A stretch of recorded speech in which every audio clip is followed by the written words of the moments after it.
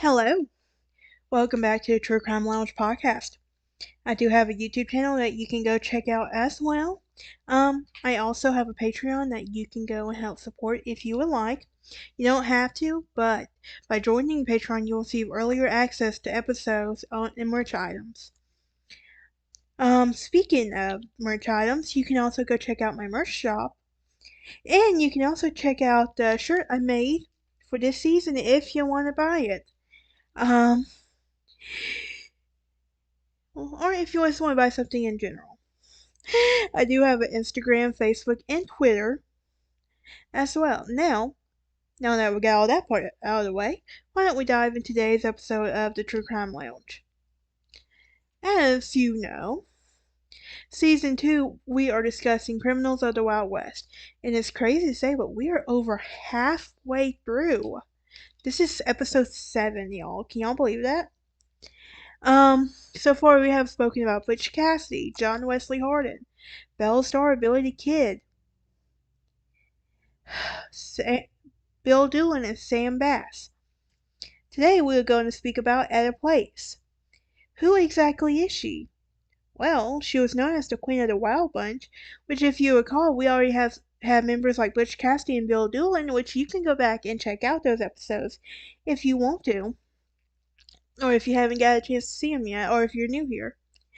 But according to many legends, Butch Cassidy and the Sundance Kid in Etta Place in South America, 2 men and 1 woman at a table pulled their chairs into a limited shade offered by thin limbs of Casadinus trees in an isolated village in San Vincent, Bolivia, and was noisy and crowded with people, some of whom were loud and nearly shouting their conversations as they made their way from another shop.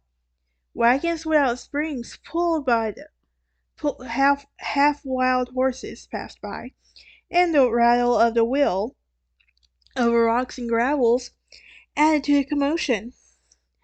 Robert LeRoy Parker, better known as Butch Cassidy, leaned forward in his chair so his friends could hear him in the racket over the street.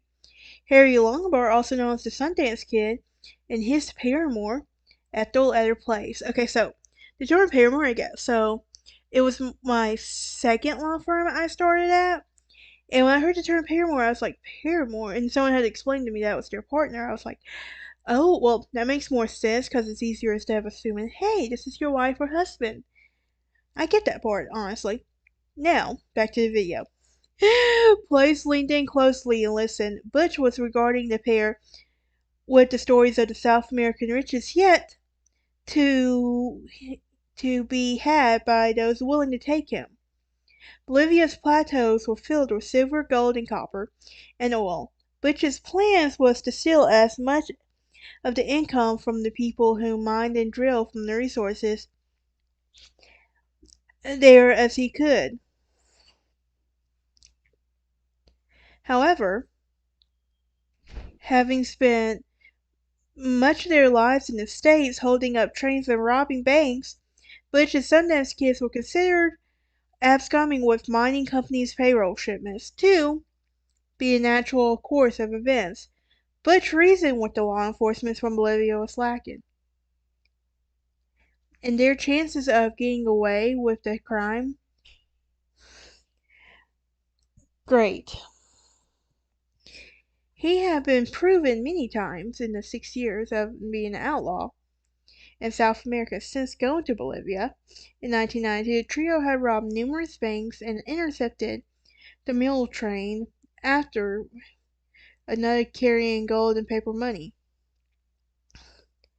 After migrating to the landlocked city, Butch, Sundance Kid, and Etta discussed another heist. A mule train rumored to be transporting the rich payroll and was going to be in the area. It is traveled little known route outside of St. Vincent, where Butch had a plan to overtake the train and meet back at the cafe shortly after the job was done. His cohorts in the crime thought the idea had promise and was enthusiastic about the opportunity.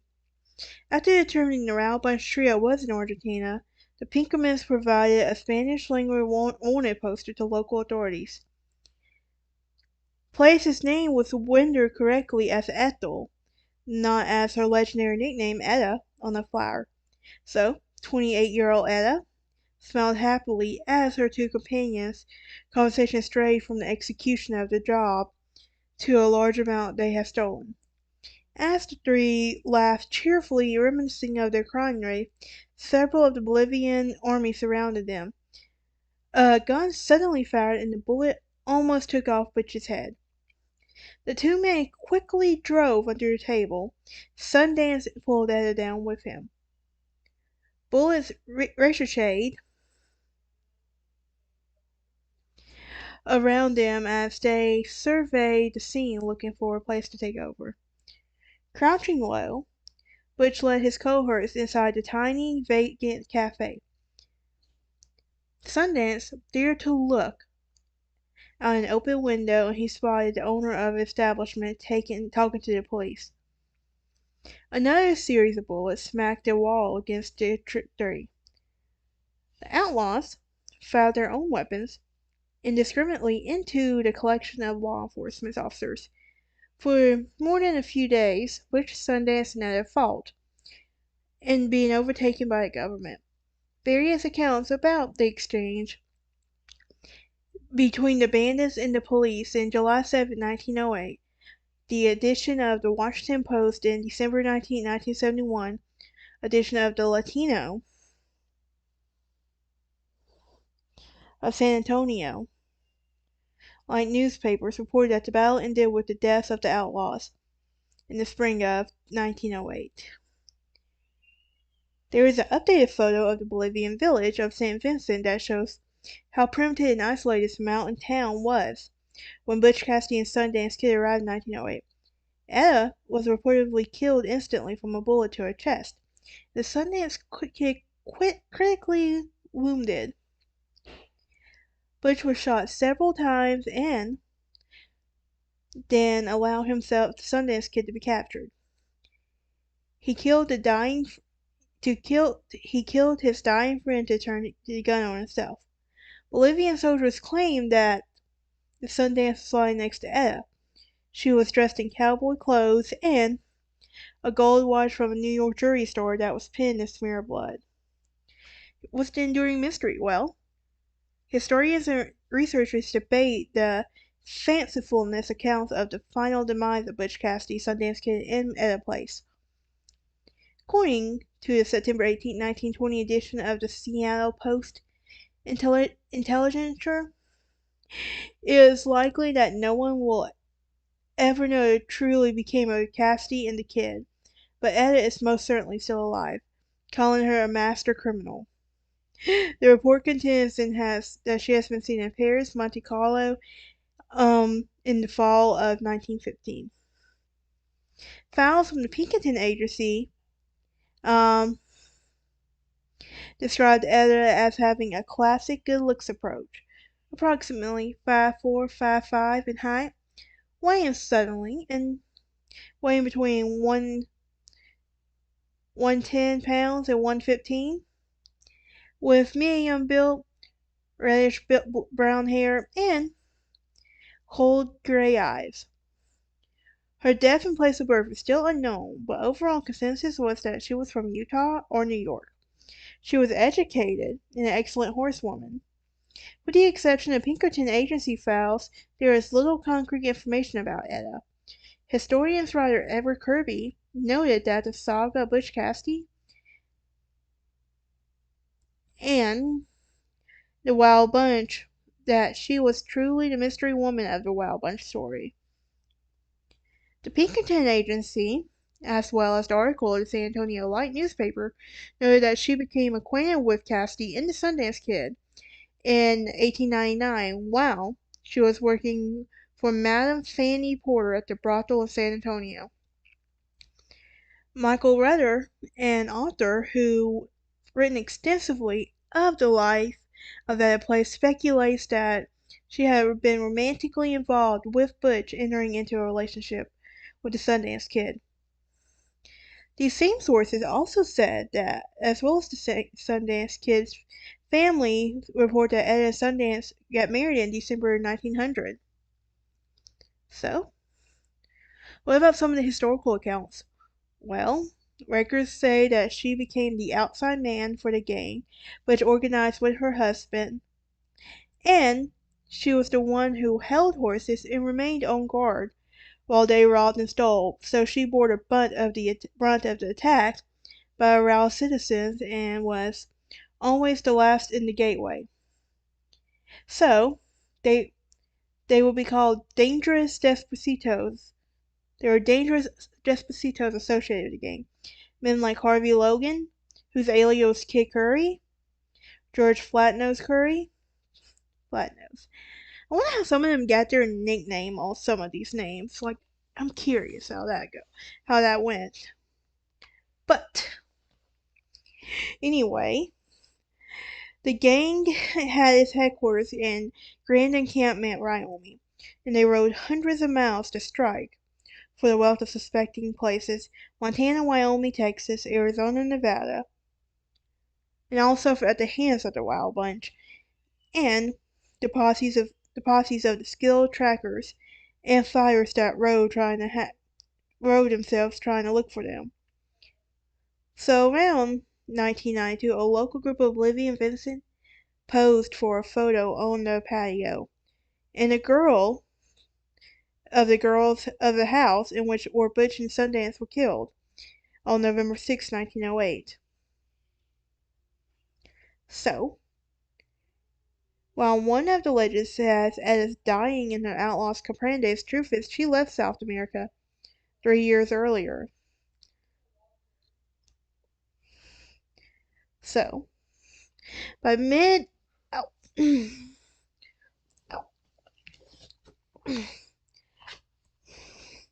so by mid-January 1901, the Wild Bunch had gone their separate ways, with the exception of Butch, Sundance, and Etta, who traveled back to Pennsylvania and New York together. Gang members confirmed themselves up to the west. On February 1st, 1901, Etta and the Sundance Kid posed together for DeYoung's photograph studio in New York, after having purchased of Tiffany's jewelers. Sundance brought Etta a gold lapel watch. According to historians, on February 20th, 1901, the husband and wife and Cassidy boarded the SS Harmonious at New York's Pier 32 under the alias Mr. and Mrs. Harry Place and James Ryan. I thought they were about to say James Bond for a second. That would have been awesome, though. The ship was bound for Buenos Aires, and they moved to Tortilla when they began raising livestock. Shortly, the trio arrived in South America. They opened a bank account with $12,000 in gold notes. According to February 19, 1950 edition of the American Weekly, Butch told the Buenos Aires bank's president that he and his friends were afraid of thieves, and while Robert Pinkerton, head of the Pinkerton agency, learned that the outlaws had done, he was outraged. He would go on to write, in 1905, "It shows how daring these people are. We hunt them in the mountains and in the wilderness, and they are in the midst of society." It means they were blending in with the culture. They were too smart on that part, but I eventually caught up with them. So, from 1901 to 1904, Etta may have made several trips back to the States to visit her family. According to Pinkerton Agency, Sundance periodically accompanied her. The couple was spotted in St. Louis, Missouri, at the World's Fair in 1904. The Pinkerton Agency had received the word that the pair were in the area and began tracking them. Etta and Sundance made it back to Argentina without interference from any law enforcement agency. So,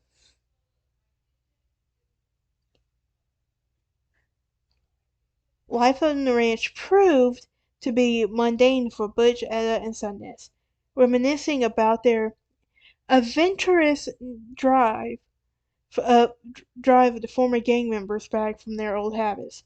They robbed an English bank in the town of Patagonia.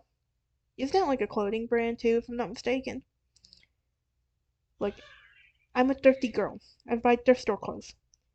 I don't know many like name brand clothing, so if I do, they came from a thrift store. They rode into Chile when they committed a number of other daring robberies. Their coffers filled with money again, and the outlaws returned to Argentina and boldly went to Buenos Aires and had taken pictures and then sailed away to Europe, going to Paris, and bought an assortment of clothing. Etta had her clothes tailored and adorned herself with expensive jewelry. They would visit museums, ate fine food, and attended the opera. They even traveled to Monte Carlo, took up residence in the Riviera, and generally led an easy life for a while. When the political climate in the region began to change, and around rumors that the Pinkerton Agency had picked up the lead on their whereabouts, the three felt it was best for them to leave the country. They disappeared in the night, and easily, as they had done many times before, Pinkerton detectives raided the villa where the trio had lived but found nothing, and that gave them a clue as to where they were headed.